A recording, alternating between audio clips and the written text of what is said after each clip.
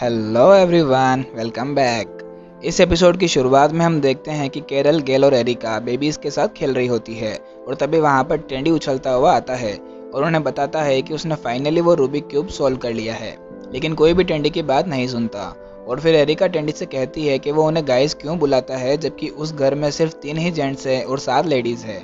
इस पर टेंडी कहता है कि ठीक है, अब से वो उन्हें गर्ल्स बुलाएगा और वो वहाँ से चला जाता है। दूसरी तरफ टोड डॉन के साथ खेल रहा होता है और तभी वहां पर एरिका आकर टोड से कहती है कि डॉन के दूध पीने का टाइम हो गया है और डॉन को लेकर वहां से चली जाती है। इस पर टोड मेलिसा से कहता है कि एरिका कितनी खड़ूस है। टोड ऐसा इसलिए कहता है क्योंकि वो डॉन के साथ थोड़ी देर और खेलना चाहता था। इस पर मेलिसा कहती है कि अगर उसे खेलना ही है तो वो जेस्पर के साथ क्यों नहीं खेल लेता। जेस्पर के कोई पेरेंट्स नहीं हैं और टोड और मेलिसा के भी बेबी नहीं है। इस पर टोड कहता है कि बात तो ठीक है, पर क्या जेस्पर मेरे साथ खेलेगा। और फिर टोड जेस्पर के पास जाकर उसे उसके साथ खेलने के लिए कहता है और जेस्पर उसकी बात मानता हुआ उसके साथ खेलने के लिए उठ जाता है। इधर हम कैरल और गेल को देखते हैं और कैरल इस बात से परेशान होती है कि गेल उसका पूरा वक्त एरिका और डॉन के साथ ही बिता रही है और गेल के पास कैरल की बेबीज के लिए टाइम ही नहीं है। इस पर गेल कहती है कि ऐसा नहीं है और वो और एरिका रिलेशनशिप में है। इस पर कैरल कहती है कि बिना शादी का रिलेशन। इस पर गेल कहती है कि उसे इस रिलेशन के लिए एरिका से शादी करने की ज़रूरत नहीं है और फिर कैरल वहाँ से चली जाती है। फिर गेल ये बात एरिका को बताती है कि कैरल उनके साथ रहने से जेलस फील कर रही है और इस बात पर एरिका गेल से शादी करने के लिए कहती है, पर गेल उसे मना कर देती है और फिर एरिका गुस्से में उठकर वहाँ से चली जाती है। इधर हम टोड और जेस्पर को देखते हैं जो कि बॉल से खेल रहे होते हैं और टोड जेस्पर को बताता है कि वो इस गेम में बिल्कुल भी अच्छा नहीं है और फिर टोड जेस्पर को लाइफ की दूसरी चीज़ें सिखाने की बात कहता है। और अगले सीन में हम देखते हैं कि टोड जेस्पर को शेव करना सिखा रहा होता है और जेस्पर टोड की पीठ को शेव कर रहा होता है। फिर सीन शिफ्ट होता है और रात को डॉन के रोने की वजह से गेल की नींद खुल जाती है और वो डॉन को चुप कराने लगती है और तभी गेल सोती हुई एरिका को देखती है। और अगली सुबह गेल एरिका को शादी के लिए प्रपोज करती है और एरिका भी खुशी खुशी गेल को हाँ कर देती है। और फिर हम देखते हैं कि गेल और एरिका की फाइनली शादी हो जाती है, लेकिन उनकी शादी से कैरल इतनी खुश नहीं लग रही होती। फिर रात को सभी लोग पार्टी कर रहे होते हैं और तब कैरल गेल से कहती है कि अब तो गेल ने एरिका से शादी कर ली है और अब उसके पास कैरल और उसकी बेबीज के लिए वक्त ही नहीं रहेगा। और ये कहकर कैरल दुखी होकर वहां से चली जाती है। फिर एरिका कैरल के पास आती है और उसे समझाती है कि वो उसकी मॉम को उससे नहीं छीन रही है। हालांकि वो और गेल उन लोगों से मिलने से पहले से साथ में है, लेकिन फिर भी एरिका एक माँ और बेटी को अलग नहीं कर सकती है। और एरिका की बात सुनकर कैरल को अच्छा फील होता है और फिर कैरल, एरिका और गेल तीनों साथ में डांस करने लगते हैं और हमारे टेंडी भैया हमेशा की तरह गाना गा रहे होते हैं। इधर टोड देखता है कि डिनर के लिए जेस्पर एक कॉस्ट्यूम पहनकर आया है और टोड जेस्पर से कहता है कि उसे कॉस्ट्यूम की जगह पर सूट पहनना चाहिए था और ये सुनकर जेस्पर वहां से चला जाता है। और फिर अगले सीन में हम जेस्पर को सूट में देखते हैं और ये देखकर टोड खुश होता है और फिर टोड जेस्पर की टाई बांधने में उसकी हेल्प करता है। फिर अगले दिन हम देखते हैं कि जेस्पर एक कार चला रहा होता है जिसके ऊपर उसने एक जिराफ रखा हुआ है और जब टोड जेस्पर को देखता है तो वो हैरानी से उससे पूछता है कि क्या वो अभी कार चला कर आया है और इस पर जेस्पर उसे मना करता हुआ वहां से चला जाता है और टोड उसको बुलाता ही रह जाता है। इधर मेलिसा एक बुक पढ़ रही होती है और तभी उसे बेबीज के रोने की आवाज़ आती है और फिर उसे एक विला में एक नया रूम मिलता है जहां वो शांति से बैठकर पढ़ पाएगी। दूसरी तरफ कैरल गेल के लिए एक ड्रेस बनाकर उसे दिखाती है और वो सुनती है कि गेल और एरिका जेस्पर को लेकर मजाक कर रही होती है और एरिका कहती है कि बड़े होकर वो जेस्पर की डॉन से शादी करा देंगे क्योंकि जेस्पर ही एक इकलौता लड़का बचा है इस पूरी दुनिया में। और ये सुनकर कैरल फिर से परेशान होने लगती है। इधर टोड बैठा होता है और वो कुछ धमाकों की आवाज़ सुनता है और वो बाहर जाकर देखता है कि जेस्पर ने उसके जिराफ को पटाखों से उड़ा दिया है और ये देखकर टोड डर जाता है और फिर जेस्पर से पूछता है कि क्या अभी अभी उसने पटाखे फोड़े हैं और जेस्पर फिर से मना कर देता है। इस पर टोड उसे डांटता हुआ कहता है कि पटाखे बच्चों के लिए नहीं है और जेस्पर को उनसे दूर रहने के लिए कहता है। और फिर जब टोड जाने ही वाला होता है कि तभी एक और पटाखा फटता है और टोड फिर से डर जाता है और टोड जेस्पर को एक लुक देता हुआ वहां से चला जाता है। इस तरफ कैरल जेस्पर को खाने पर इनवाइट करती है और फिर वो जेस्पर को उसके बेबीज के साथ खेलने के लिए ले जाती है और कैरल की ये हरकतें देखकर एरिका परेशान होती है और एरिका और कैरल की बहस भी हो जाती है।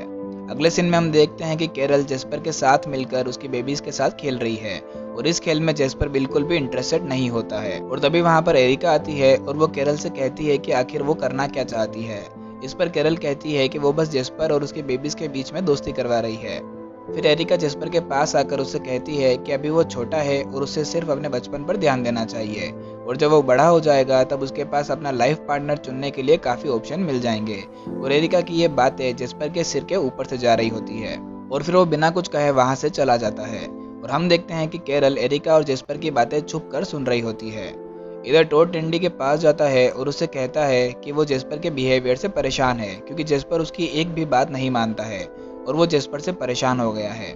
इस पर टेंडी टोड से कहता है कि उसे जेस्पर से प्यार से बात करने की जगह उसे खड़ूस होकर बात करनी चाहिए, उसे जेस्पर को डांटना चाहिए और जेस्पर पर दबाव बनाकर उसे उसकी बात मनवानी चाहिए।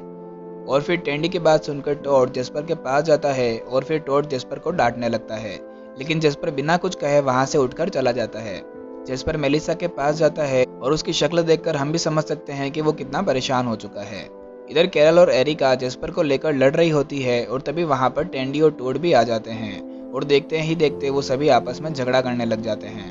और तभी वहां पर मेलिसा आती है और उन सभी को चुप कराती हुई पूछती है कि आखिर ये सब चल क्या रहा है। मेलिसा कहती है कि वो लोग बच्चों की तरह जेस्पर के लिए क्यों लड़ रहे हैं। जेस्पर इस पूरी दुनिया में सिर्फ उन्हीं लोगों पर भरोसा करता है और वो लोग ही जेस्पर को परेशान करने में लगे हुए हैं। और मेलिसा कहती है कि जेस्पर अभी सिर्फ 9 से 11 साल का बच्चा है। इस पर कैरल कहती है कि वो इस पूरी दुनिया में आखिरी 9 से 11 साल का बच्चा है। इस पर मेलिसा कहती है कि जेस्पर ने इस वायरस की वजह से अपनी फैमिली को खोया है और उसने उसका बचपन भी ठीक तरह से नहीं जिया है, ना ही वो स्कूल गया है और ना ही उसकी एज के कोई दोस्त हैं। और ऐसे में अगर वो लोग भी जेस्पर के साथ इस तरह से बिहेव करेंगे तो ये कहाँ तक सही है। ये सुनकर सभी को अपनी गलती का एहसास होता है और वो सभी जेस्पर के रूम में उसे माफी मांगने जाते हैं, पर वो देखते हैं कि जेस्पर उसके रूम में नहीं है। फिर सभी लोग जेस्पर को ढूंढने के लिए निकल जाते हैं और जब टोड और टेंडी जेस्पर को ढूंढ रहे होते हैं तभी वो एक पुलिस के सायरन की आवाज़ सुनते हैं और उन्हें लगता है कि हो सकता है वो जेस्पर ही हो। फिर वो दोनों एक जेल के सामने जाकर रुकते हैं और वहाँ पर हम एक और नए शख्स को देखते हैं। फिर कहानी पास्ट में जाती है जब वायरस नहीं था और हम कार्ल नाम के एक शख्स को देखते हैं जो कि एक कैनिबल यानी कि एक नरभक्षी है और लोगों को खाता है।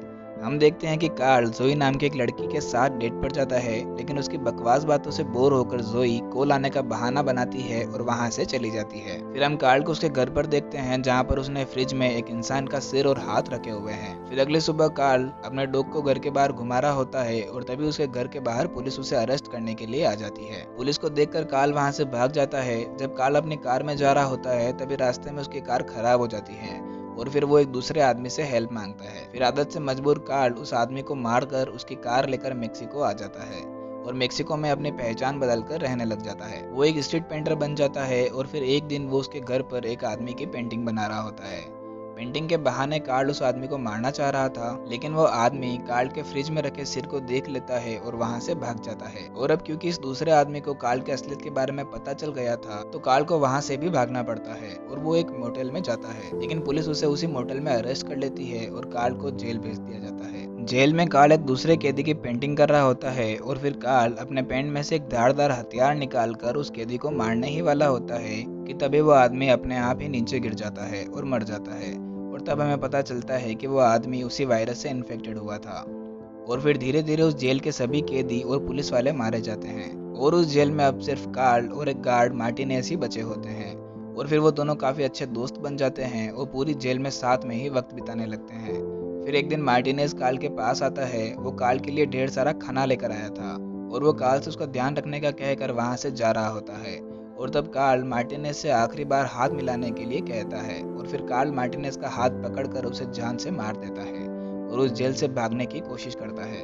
लेकिन कार्ल को उस जेल का कोड नहीं पता होता और वो काफी कोशिश करता है पर उस जेल से बाहर नहीं निकल पाता। सालों तक उस जेल से बाहर निकलने की नाकाम कोशिशों के बाद कार्ल हार मान चुका था और अब वो सुसाइड करने वाला होता है कि तभी वो जेल के बाहर कार की आवाज सुनता है और वो जेल के सायरन बजा देता है। और फिर हम देखते हैं कि वही सायरन सुनकर टोड और टेंडी उस जेल के अंदर आते हैं और फिर बड़ी मुश्किल से जब वो उस जेल का दरवाजा खोलते हैं तो उनके सामने कार्ल खड़ा होता है।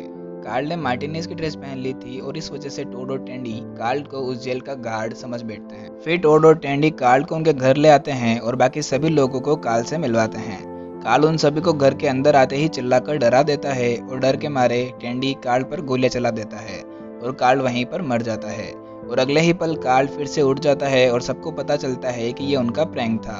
हालांकि गेल और बाकी सभी लोग कार्ल को देखकर खुश नहीं थे, लेकिन इस पर टेंडी कहता है कि कार्ल एक अच्छा इंसान है और कार्ल भी कहता है कि हाँ। फिर जब टेंडी कार्ल से पूछता है कि वो खुद ही गार्ड है तो फिर वो उस जेल में कैसे फंसा रह गया। इस पर कार्ल कहता है कि दरअसल वो उस जेल के डोर्स का पासवर्ड भूल गया था। फिर अगली सुबह कार्ल गेल के रूम में जाता है और उससे पूछता है कि उसे काफी अच्छी खुशबू आ रही है।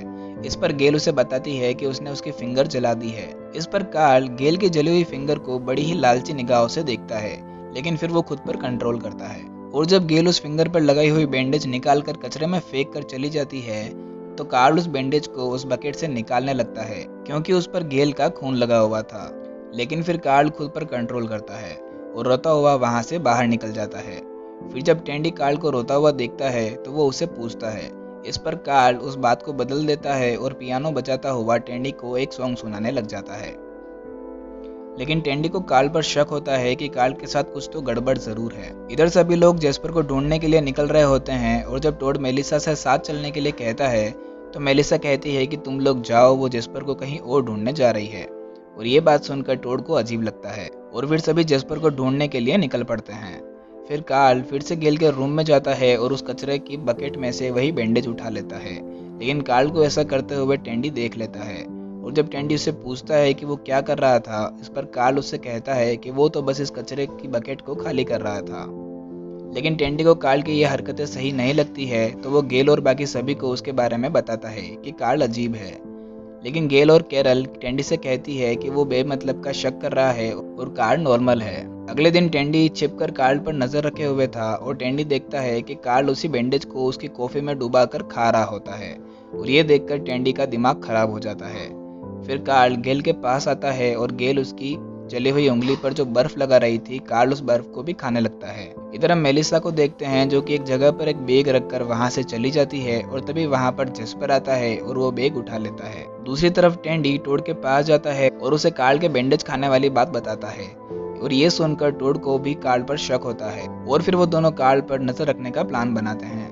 इस तरफ कार्ल गेल की पेंटिंग बना रहा होता है और उसके ब्रश वाले बॉक्स के नीचे उसने ढेर सारे चाकू रखे होते हैं। लेकिन फिर कार्ल फिर से खुद को कंट्रोल करता है क्योंकि अब वो और किसी को मारना नहीं चाहता था और वो वहां से उठकर भाग जाता है। फिर टेंडी और टोड कार्ल का पीछा करते हैं और देखते हैं कि कार्ल एक कब्रिस्तान में आया है और वो वहां पर खुदाई कर रहा है। उसे ऐसा करता देखकर टोड और टेंडी को कुछ समझ नहीं आता। फिर वो देखते हैं कि कार्ल ताबूत में से एक डेड बॉडी को निकालता है और उसे खाने लगता है। ये देखकर टोड और टेंडी की आंखें फट के चार हो जाती है। इस सीरीज के अगले पार्ट को देखने के लिए हमारे इस वीडियो को लाइक और चैनल को सब्सक्राइब जरूर कर दीजिएगा। Thank you for watching.